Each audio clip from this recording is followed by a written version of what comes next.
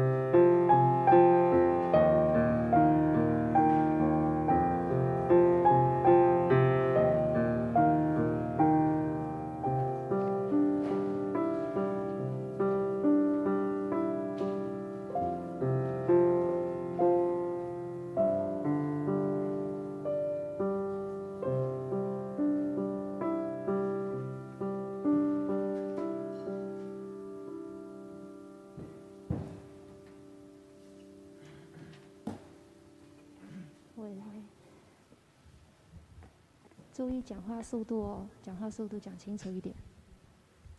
各位弟兄姐妹平安，邀请大家一起从座位上站起来敬拜我们的神。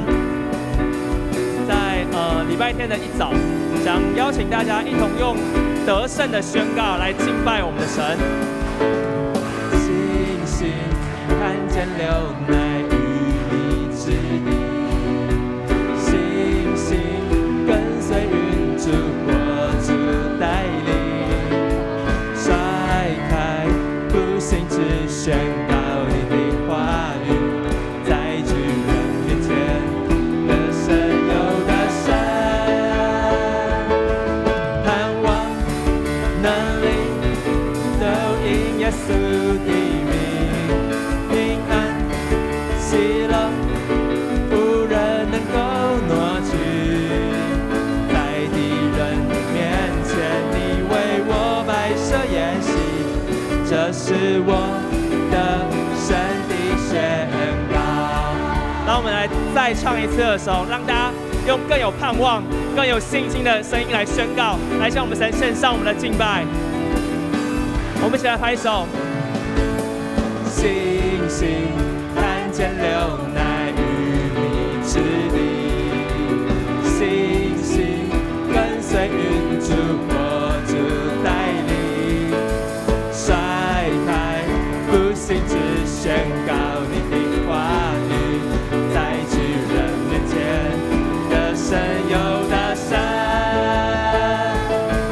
盼望能力都因耶稣的名，平安喜乐无人能够挪去，在敌人面前你为我摆设筵席，这是我的神的宣告。让我们一起来宣告，我们要得胜得胜。神的圣宣告，应许祝福降临到，我要得胜的圣宣告，荣耀恩典降临到，我要得胜的圣宣告，应许祝福降临到，我要得胜的圣宣告，荣耀。我们发出得胜的呼喊。我要得胜的圣呼喊，耶稣你为我征战，我要得胜的圣呼喊，忧愁惧怕都逃跑，我要得胜的圣呼喊，耶稣你为我征战，我要得胜的圣呼喊，忧愁惧怕。我们要高唱哈利路亚。我要高唱哈利路亚，天天赞美天天唱，我要高唱哈利路亚，我要唱。让我说盼望能力都因耶稣的名，平安喜乐无人能够挪去，在敌人的面前你为我摆设筵席，这是我的神的宣告，能力都因耶稣的名，平安喜乐无人能够挪去，在敌人的面前你为我摆设筵席，这是我的神的宣告，这是我得胜的宣告，这是我的神的宣告。哈利路亚！让我们用我们最大的得胜的宣告来献给我们的神。让我们用充满盼望得胜的欢呼献给神。哈利路亚！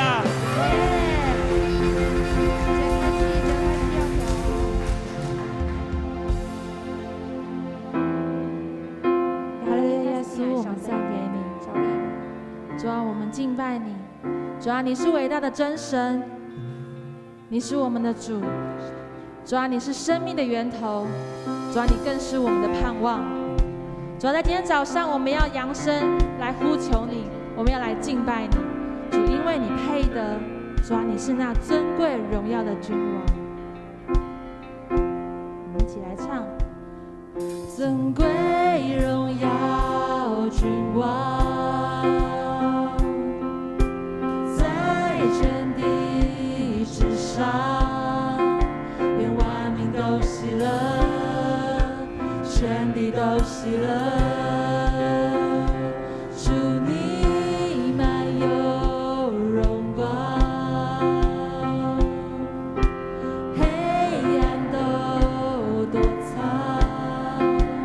万民高声唱，起来高声唱，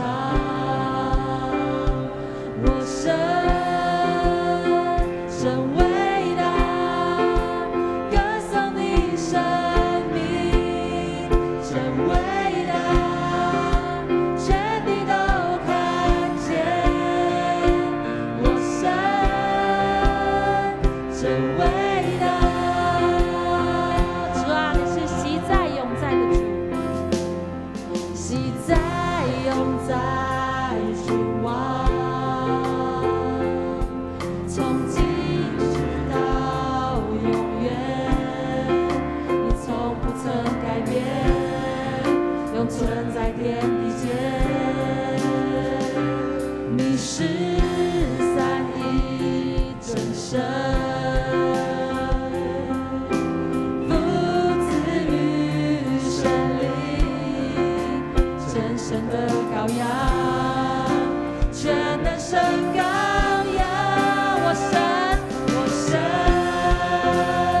真伟大，歌颂你生命真伟大，全地都看见我神真伟大，你至圣尊名，你至圣尊名，配受大赞美，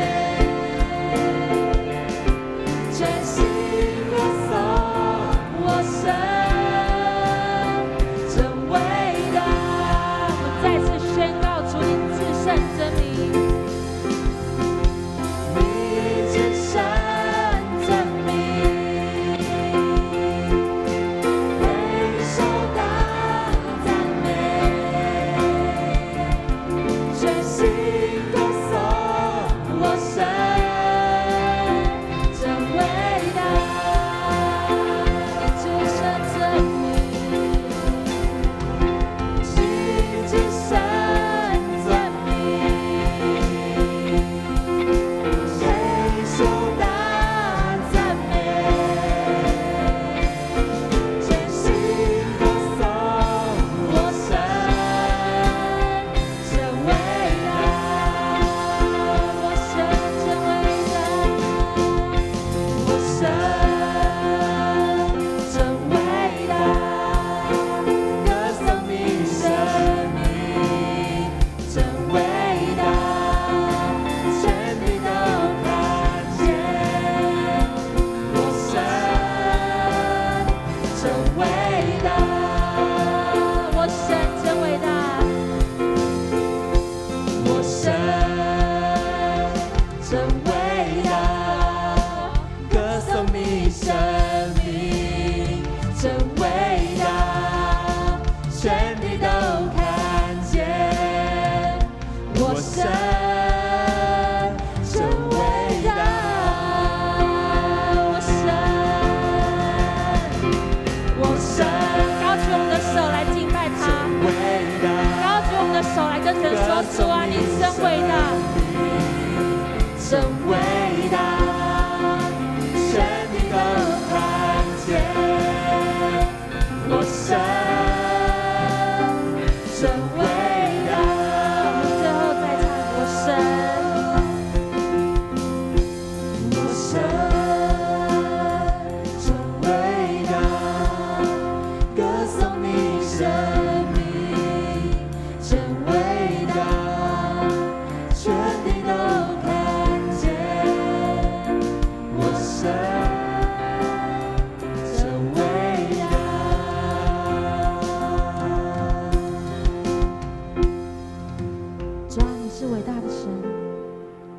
主啊，我们来到你面前敬拜，主谢谢你何等的爱我们。主啊，我们要全心来到你面前，在今天早上我们要更多来向你敬拜。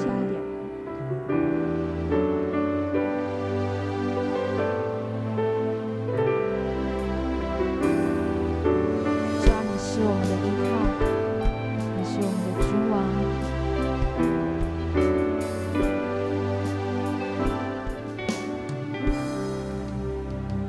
我愿全心荣耀耶稣，放弃依靠我自己的骄傲。你的祝福无法测度，靠你能力我能胜过世界。而我不再看我所有成就，如同手中珍宝，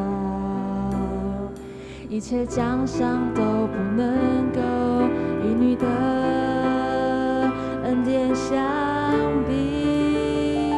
耶稣基督，我的依靠，你的十字架是我永远的荣耀。生命每个气息都是属于你，我的源头，我的盼望是你我主。我愿全心荣耀耶稣，因你恩典是我的新生命。你的怜悯触摸我心，你慈爱为我的软弱效力。而我这一生别无所求，只愿更认识你。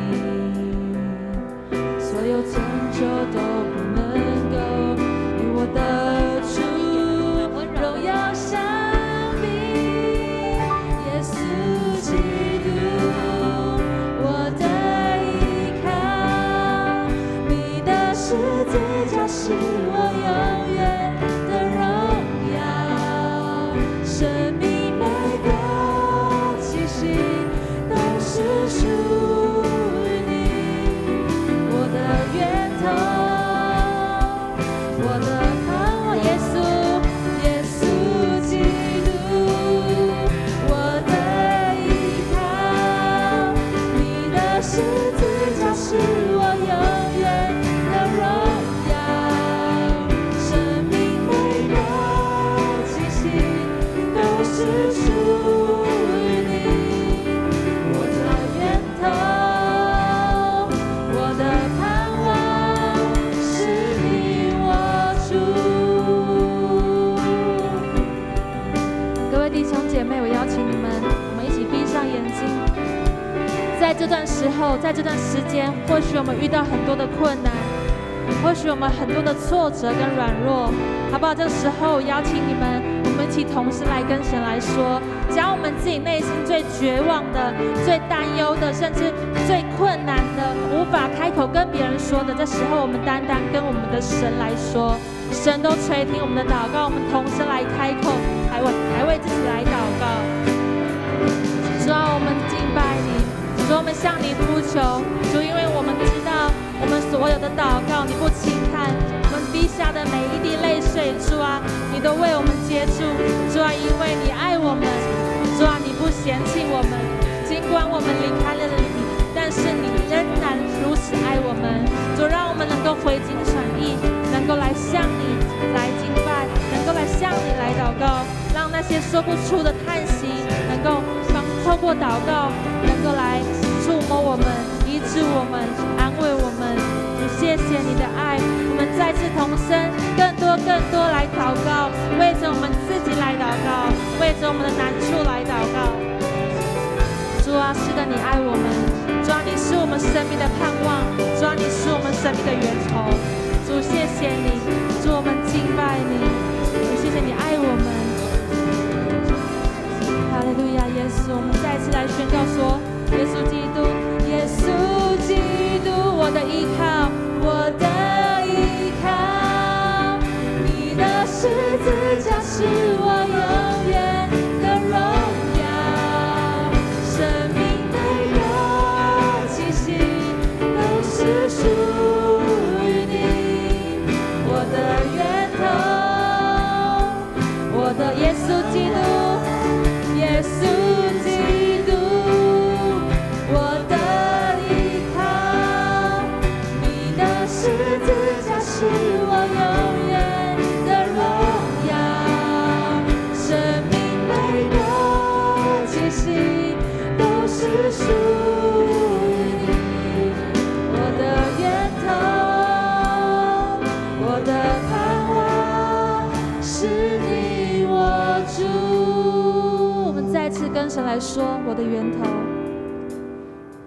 我的源头，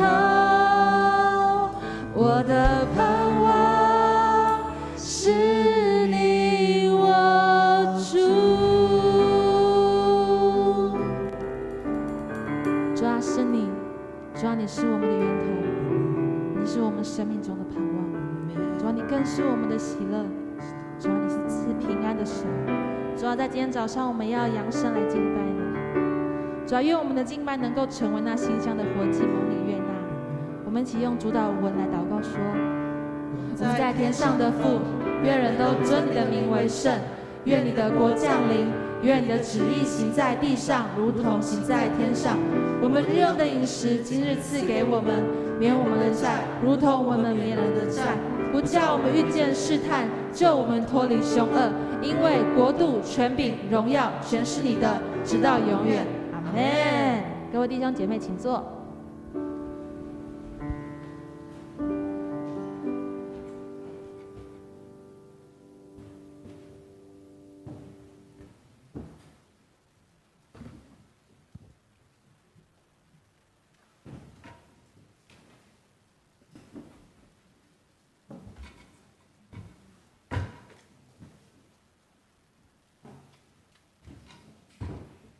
各位家人朋友们，大家平安！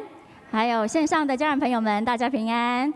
来，我们一起来读圣经的话，上帝的话，记载在圣经约翰福音书第1章第43到51节。约翰福音第1章第43到51节。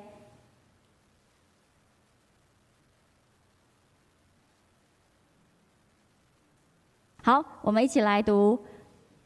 过了一天，好，过了一天，耶稣决定到加利利省去。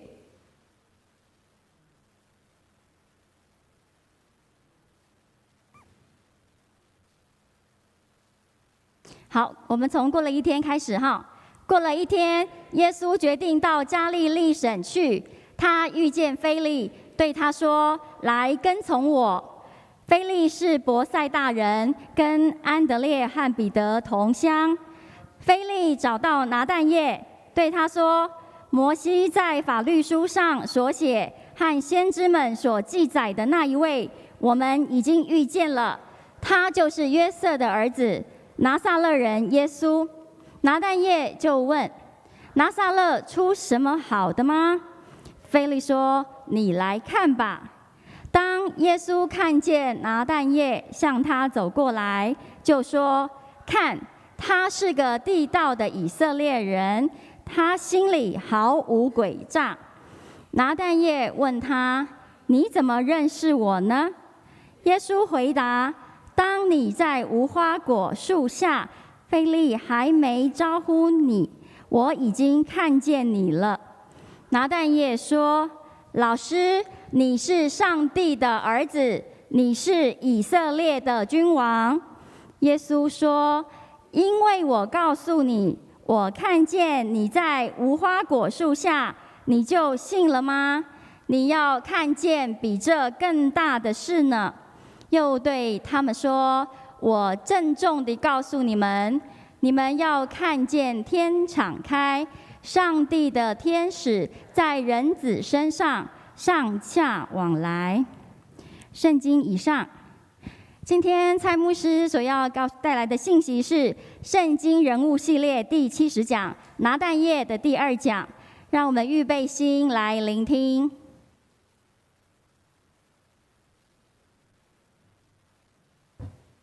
弟兄姐妹，大家平安。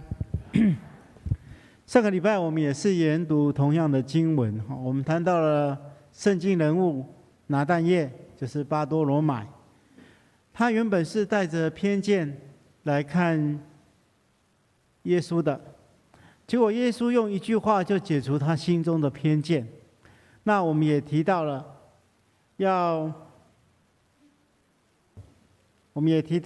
要认识神的第一步就是要去除心中的骄傲偏见。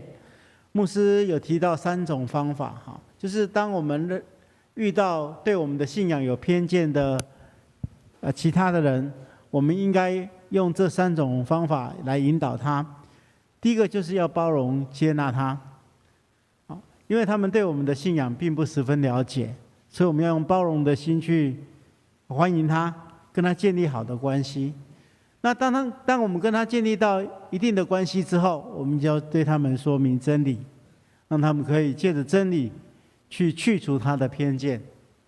那当然最重要的就是我们要活出见证，因为我们如果有见证的话，是最有说服力的。那今天我们要继续来看如何更深的认识神的另外2种方式。那在领受上帝的话语之前，我们同心来祷告。亲爱的天父上帝，我们感谢赞美你的恩典，谢谢你再一次引领我们来到你的施恩宝座前，让我们透过你的话语再一次来领受你的心意。求主借着你的话激励我们，让我们也照着你的话语去行，深信这样子做，我们将会领受极大的祝福。求主帮助我们，奉耶稣基督的名祷告，阿们。好，我们提到了更深认识神的第一步，就是要去除掉骄傲偏见。那当我们去除偏见之后，就要开始进入认识神的第2步。我们要知道，认识神有很多的管道，譬如说我们听别人见证分享，我们心中会感动，会对神有更加的信靠；或是我们去亲近上帝所创造的大自然，我们会感受到那种上帝创造的奇妙跟伟大；或者是我们借着敬拜，借着诗歌，我们都可以体验到上帝在跟我们之间的关系。但是其实最好的方法就是我们要委身在上帝的话语当中，用心去研读上帝圣经的话语，并且可以借着正确的了解圣经来更加认识神。我们来看耶稣如何帮助拿但业更深认识神。我们看到当拿但业见到耶稣的时候，他原本是带着偏见的，但是有一件奇妙的事情发生了，就是当耶稣跟他说第一句话之后，他的偏见就消失了，因为他的第一句话就点破了拿但业他的内心。耶稣对他说：“看，他是个地道的以色列人，就他是个真正的以色列人，他心里毫无诡诈。”那耶稣在跟他对话之前就知道他是一个心里没有诡诈的人，所以他很惊奇呀。为什么？我们上回有注意，曾经跟大家提醒过哈。耶稣对他说：“当你在无花果树下，非利还没有招呼你的时候，我已经看见你了。”上个礼拜，牧师曾经约略的提到，拿但业在无花果树底下是在默想圣经，对不对？那我们从耶稣跟他的对话当中的第51节，我们从耶稣的回答可以知道，当时拿但业他极可能是在无花果树下默想雅各的生平故事，默想那个创世纪里面28章所记载的雅各梦见天梯的事情。雅各可以说是旧约里面最诡诈、最狡猾的人。雅各这个字哈，他的名字就是抓。他出生之后就拼命的抓，拼命的抓。他抓着他的哥哥的后脚跟出来。而且他一生的前半段都是抓住对自己有利的事物。所以他为了要获取长子的名分，他欺骗自己的父亲，抢夺原本属于他的哥哥以扫长子的祝福。后来他害怕他的哥哥报复他，所以他不得不离开家乡，投靠他的舅舅拉班。在逃亡的时候，他来到一个地方，在旷野的地方，没有地方可以住，他就随手拿了一块石头当作枕头，就是睡在那个石头上面。在梦中，就是晚上睡觉的时候，他做了一个梦，梦见一个梯子从地上一直穿到天上去，然后上帝的使者在这个梯子上面上下的往来。这时候，上帝出现了有的翻译是说上帝出现在他身旁，有的翻译是说上帝出现在那个梯子的上面，然后对他自我介绍说：“我是上主，是你祖父亚伯拉罕的上帝，是以撒的上帝，是你父亲以撒的上帝。那我要把你现在躺的这块地赐给你跟你的后代，他们要像地上的尘土这样多，然后向东南西北各方扩张领土。我要借着你跟你的后代赐福给世界各国。”然后上帝应许他说：“我要与你同在，不论你到哪里去，我都要保护你，并带你回到这片土地，我绝不离弃你。”那雅各他做了这个梦，他醒来之后，他说：“哇，这个地方多么可畏啊！这一定是上帝的家。”所以他就把这个地方称作伯特利。伯特利的意思就是上帝的家。然后他把他躺的那一块石头立起来，当做一个纪念碑，然后在石头上浇油，然后把它献给上帝，称这个地方做伯特利。这可说是雅各第一次跟上帝相遇。那后来雅各就投靠他的舅舅拉班，在那边总共生活了20年。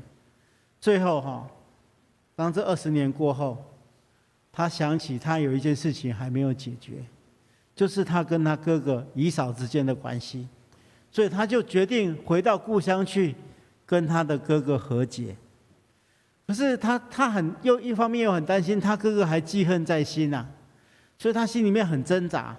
结果他到了一个地方叫做雅博渡口的时候在这个地方，那这个地方后来又被他称作毗努伊勒因为我们知道在这个地方发生了一件事情，就是他跟上帝摔跤。跟上帝摔跤之后，他就从雅各改名做以色列。以前的雅各是诡诈的，当他跟上帝摔跤之后，他的生命改变了。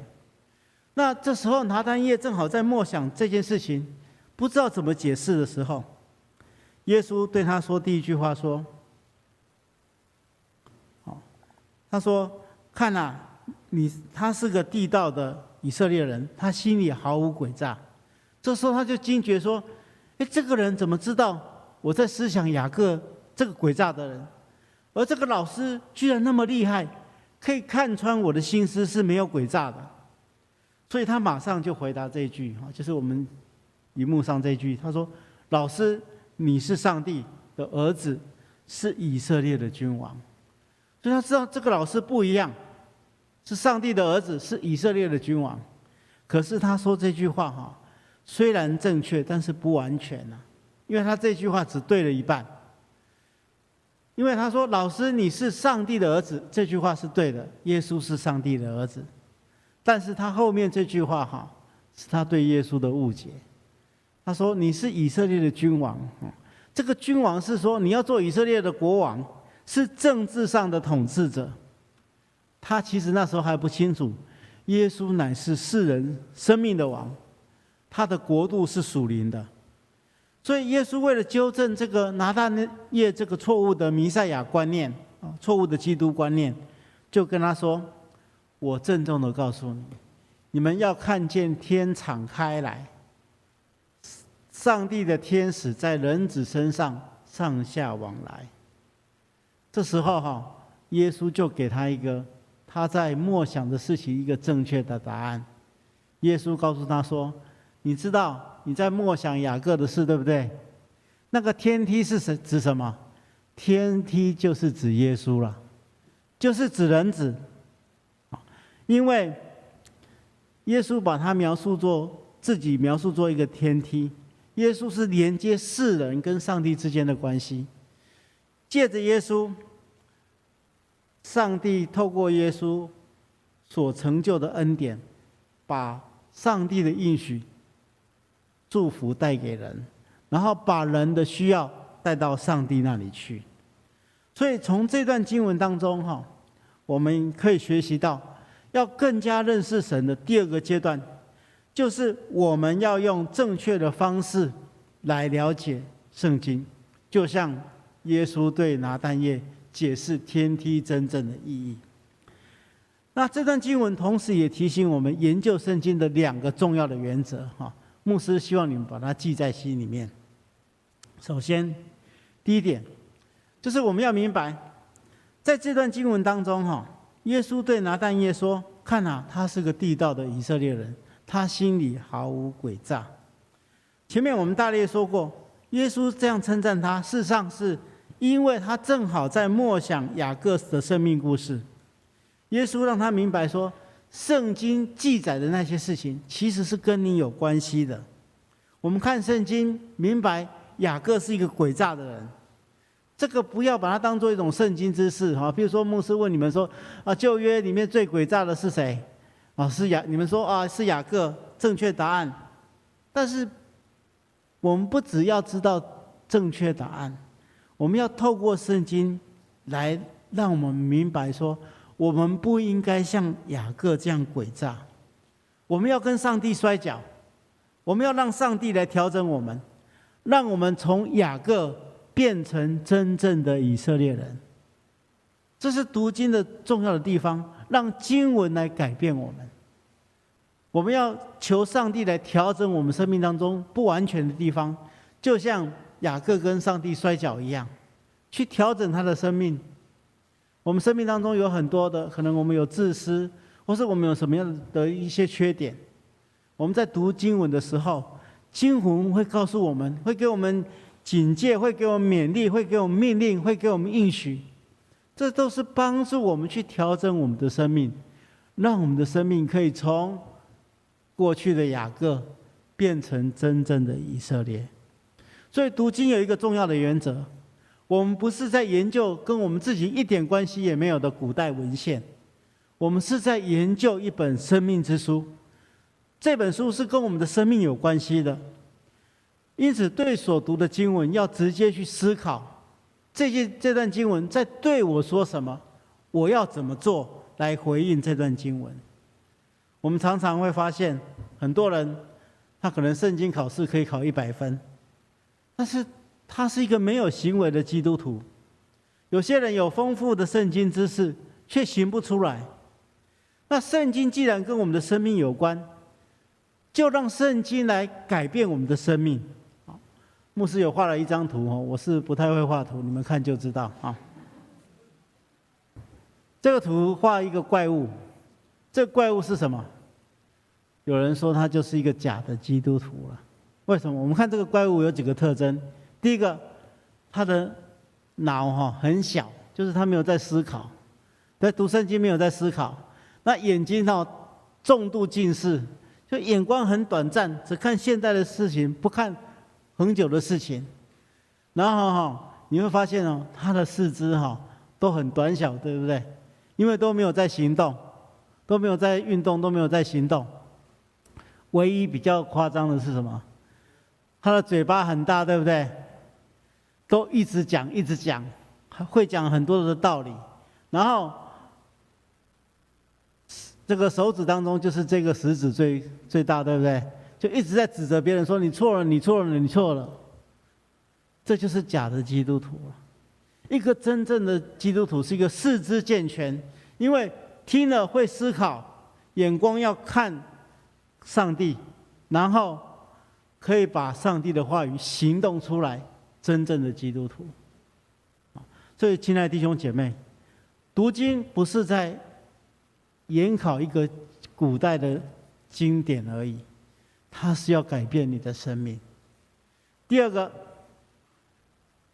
我们要来学习读经的第二个重点，就是读经要以耶稣基督做中心刚才我们所读的经文，耶稣告诉他说：“我郑重的告诉你们，你们要看见天敞开，上帝的天使在人子身上上下往来。”耶稣告诉他说：“你在读这段经文的时候，你要思想，要从耶稣基督这个上帝所带来的救恩的弥赛亚身上，以他做中心来研读，我们才会了解。”耶稣把天梯做一个正确的解释，天梯就是耶稣，是世人进入天国、进入上帝国唯一的天梯，唯一的管道。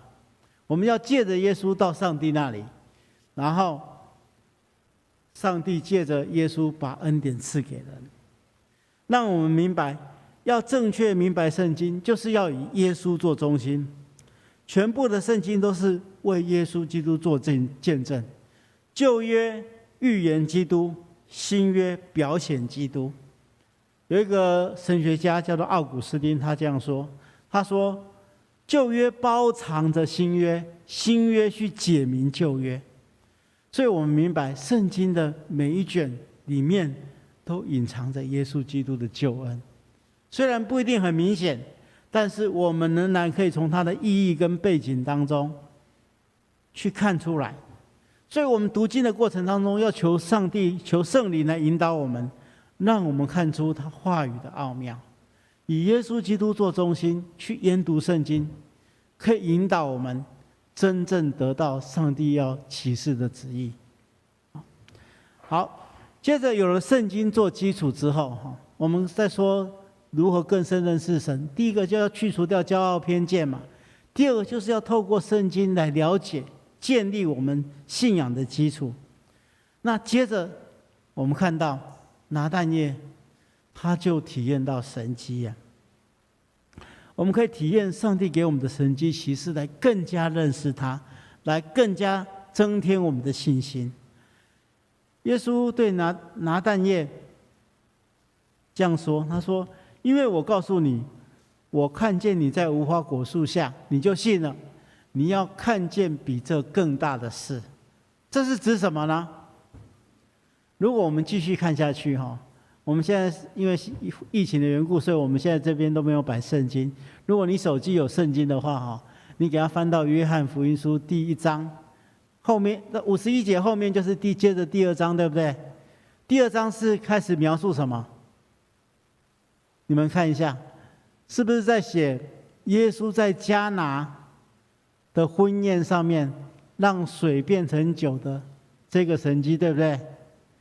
那圣经记述说，这是第一个耶稣所行的神迹。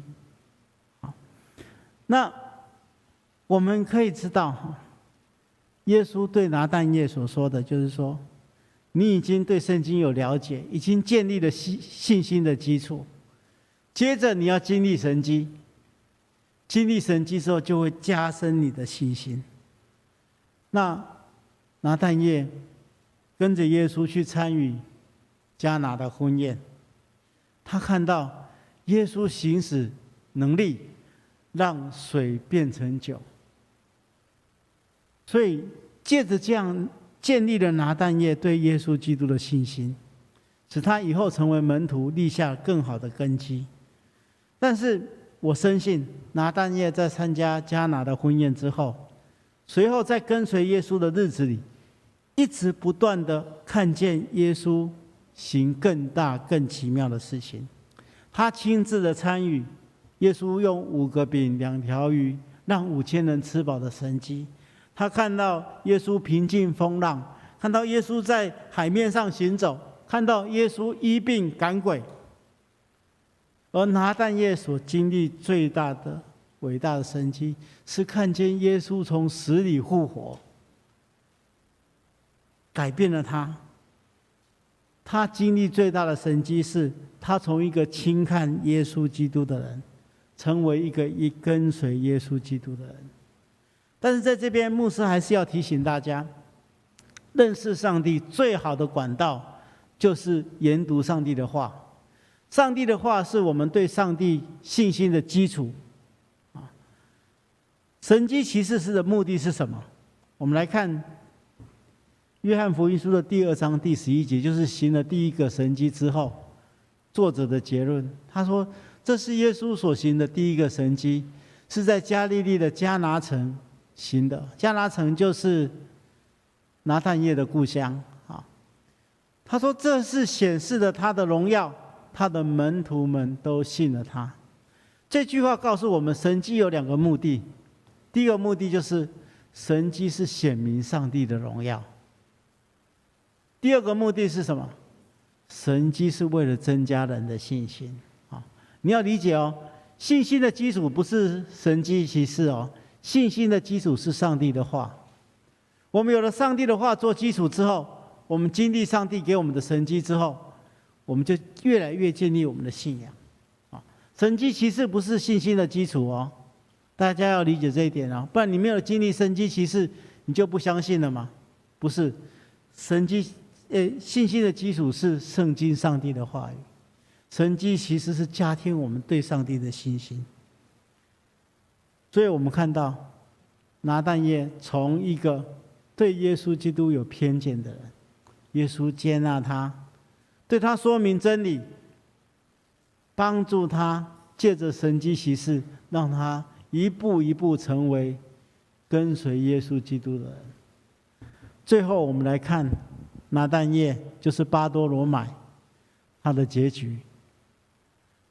如果我们去搜寻巴多罗买的像，你会发现他的像有一个其实有2个非常重要的特征了。你看这个像，他的手里都拿一个什么刀？拿一个刀子，对不对？这手里拿着一个刀子，这是什么刀？知不知道？这是异邦人所用的剥皮刀。根据教会的传统，拿但业后来他跟多马一起往东方去传教。就保罗在西亚这边传教的时候，他们往东方去，多马到了印度去传教，他则在亚美尼亚一带传教。后来他在亚美尼亚地方殉教，他承受很大的痛苦。他首先被人家用棍子打得半死之后，钉在十字架上。钉在十字架上之后，异邦的异教徒拿着剥皮刀把他的皮剥下来。所以你看这个雕像上面有一个皮，对不对？他自己拿着自己的皮。这是根据教会的传统。虽然我们说，这么样一个圣徒为什么会遇到这样悲惨的事情？亲爱的弟兄姐妹，你要理解，这对他来说是一个荣耀的象征。他愿意为了真理献上他的生命，这的确是值得我们学习的。我们在看一个人的生命，不是看他在世的时候感觉上很成功、很伟大，而是他把他的生命孤注一掷的献身在真理当中，这是值得我们学习的。我们看到拿但业，他从一个对耶稣基督有偏见的人，因为他心中的毫无诡诈，所以他一步一步的认识真理，相信真理，甚至到最后为了真理献上他的生命。这是我们这一代基督徒应该要深思并且学习的。愿上帝来帮助我们，我们同心来祷告。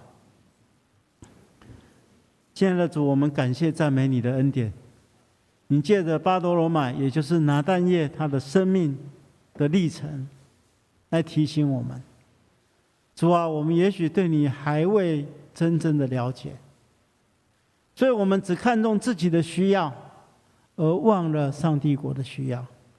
求主调整我们，求主帮助我们去除掉我们心中所有的诡诈、所有的自私、所有的缺点，让我们可以像拿但业一样，成为一个毫无诡诈的人，借着认识真理而愿意为真理献身。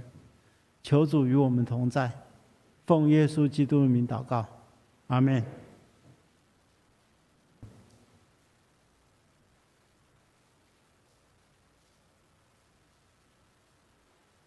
接着，我们用奉献来回应上帝的爱。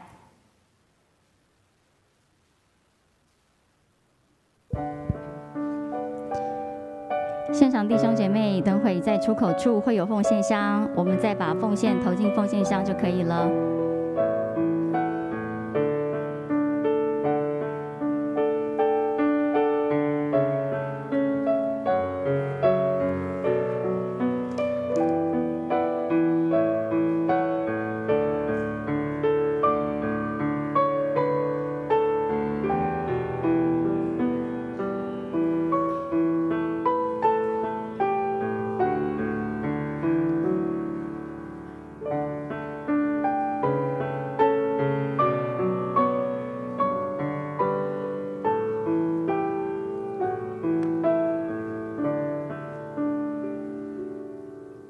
请我们一同起立，来唱奉献的歌，跟做奉献的祷告。爱我们的父神，我们满心感谢你用丰盛来恩待我们，日日夜夜供应我们一切的需要。求主帮助我们，不仅仅只看到自己的需要，更要留意上帝国度以及贫穷人的需要，将你所赏赐的金钱帮助人，也荣耀神。这样祷告都是奉耶稣基督的名求，阿们。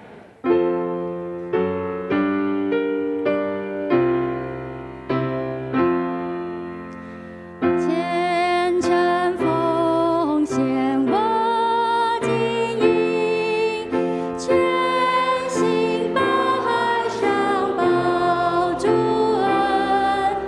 虔诚奉献我才能，全心顺服为主用。阿门。请坐。让我们一起来关心教会的消息。首先看到小会公告，经过小会议决，要定在10月24号举行长老的改选，10月31号要举行执事的改选。相关的推荐办法还有选举的办法都公告在教会10楼的公布栏，还有选举的公报已经寄给每一位可以有选举资格的在籍陪参会员。如果你还没收到选举公报的，请跟教会的办公室来联系。那为了因应防疫的需求，也配合中央疫情指挥中心的警戒规定，如果这2天还没有宣布降为1级警戒的话，这2次的临时会员合会都会延期举行。在籍现有的陪参会员，假设你无法参加这2次的临时会员合会，请在10月23号星期六以前向教会办公室来提出请假，以利晨会。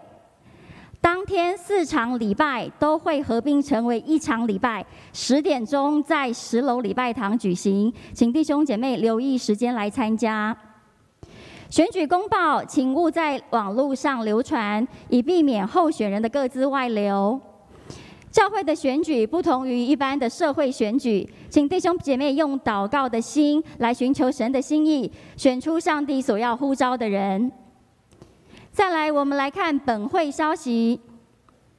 第一点是疫情期间的聚会事项，4场礼拜要注意的聚会事项都写在周报上。弟兄姐妹可以利用教会的官网来看我们的电子周报的内容。儿童主日学一样是维持10点钟的线上礼拜。成人牧区、社青牧区的小组跟团契，如果需要实体聚会，请在聚会前3天向教会办公室提出申请。第二点是本周特别事工，本主日是总会所定的松年事工纪念主日，请弟兄姐妹多关心松年的事工，还有线上代祷。第3点特别事工，定于10月17日下午3点，在10楼礼拜堂举行洪秀清传道师封牧就任，以及廖慧如牧师就任关怀牧师的受职感恩礼拜。欢迎弟兄姐妹参加，也可以参加线上的直播礼拜。第4点是圣乐委员会的消息，台语的儿童圣诗 CD 跟谱已经发行，一套是250块。有兴趣要购买的弟兄姐妹，可以透过教会办公室郭怡勋干事，或是1楼的守卫室那边都可以购买，平日也可以购买。第5点是肢体的关怀，本会的会友陈立菊长老娘，也就是林神佑长老的太太，他的爸爸陈恩赐先生在9月6号安息主怀，已经也在9月26日举行了追思告别跟安葬礼拜，愿上帝安慰遗族。第6点是教社委员会的消息，今年因为疫情的影响，所以原定的这些聚餐、敬老聚餐或旅游，都改用赠送礼券的方式来举行。所以，请本会在籍年满65岁以上的会友，都可以到教会办公室来领取。如果你不方便来领取的，也可以致电教会办公室的陈美仙干事。领取的时间是到10月底结束。以上报告，我们现在的那个信息的大纲有纸本的，都在外面的这个招待桌上。那至于周报，都是电子的周报，可以利用教会的官网去更多的关心我们教会的消息。接下来，我要请主任牧师来做牧养的代祷。大家平安。有关于牧师先补充报告一下哈，有关于那个我们要开会员和会选举长职的事工哈。那因为疫情的变化，我们会做一些，也有可能会做一些调整，但是我们现在还是照着目前的计划去进行。那希望大家为这个事情祷告，希望疫情可以赶快平息哈，让我们可以顺利的改选长职。那我们也特别要为教会的弟兄姐妹来祷告，我们同心来祷告。亲爱的主，我们感谢赞美你的恩典，谢谢您从过去到现在一直保守眷顾我们。主啊，在疫情这段时间，我们许许多多的弟兄姐妹没有办法正常的聚会，但是我们恳求您依然让我们可以保持彼此之间互相关怀的心。我们当中如果身体有病痛，或是心情忧闷郁卒的弟兄姐妹，求主亲自安慰保守，也兴起更多在周围当中的教会肢体彼此关怀代祷。我们为此献上祷告，求主保守眷顾。我们同时也将我们教会的长职改选全然交托在主的手中，求主透过我们每一个人你所启示的，让我们照着你的心意来选出合您心意的人。我们这样祷告，奉耶稣基督的圣名求，阿们。好，这时候我们一起起立来唱祝福的歌。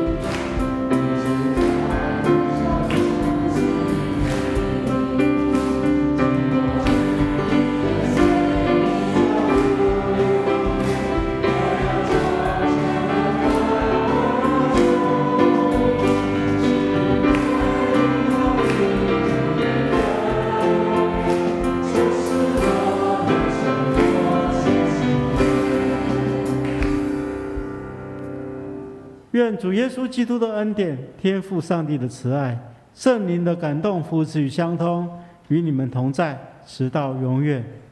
阿们。好，我们互相那个。